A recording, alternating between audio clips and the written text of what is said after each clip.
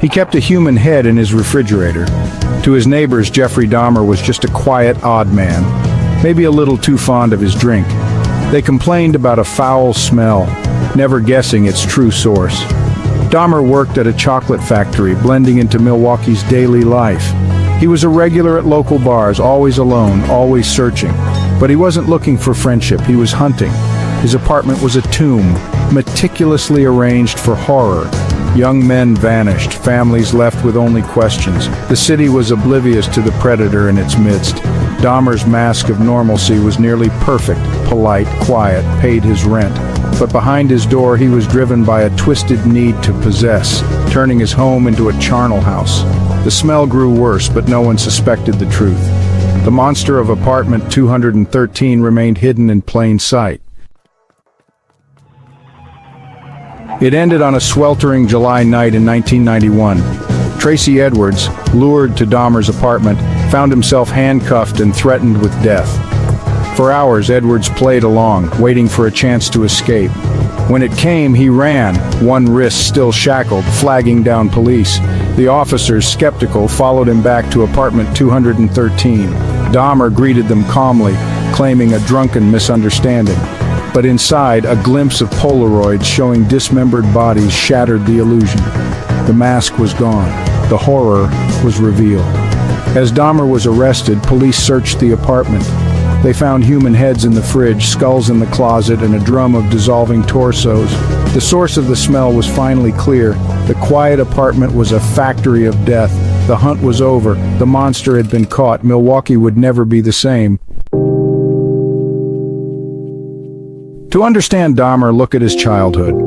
Growing up in Ohio, he was isolated, anxious, and withdrawn. His parents' bitter fights left him alone and friendless. As a teen, he retreated into disturbing fantasies, collecting animal bones and dissecting roadkill. Alcohol became his escape.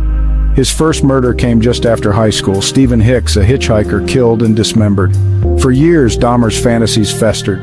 After failed jobs and a stint in the army, he moved to Milwaukee and the killings resumed.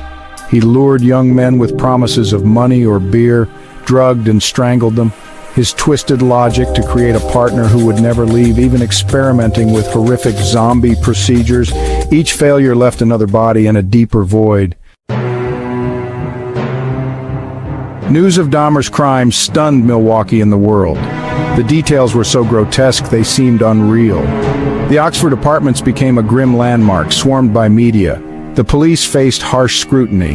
How had this gone on so long? Just months before, officers had returned a 14-year-old boy, Konorak Synthesomphony, to Dahmer, believing his lies. The boy was killed soon after. Outrage erupted, especially in minority communities.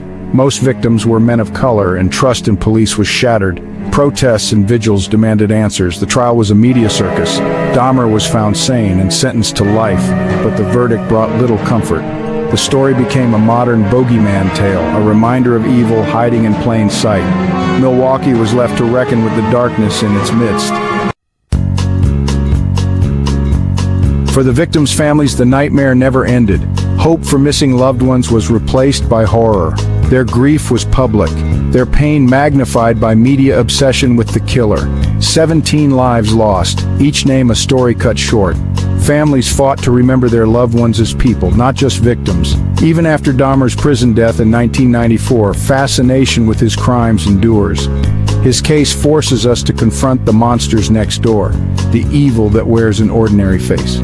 Decades later, Dahmer's shadow lingers in books, documentaries, and nightmares. His story is a chilling warning about trust, oversight, and the unknowable depths of the human mind. A mind that kept a human head in the refrigerator.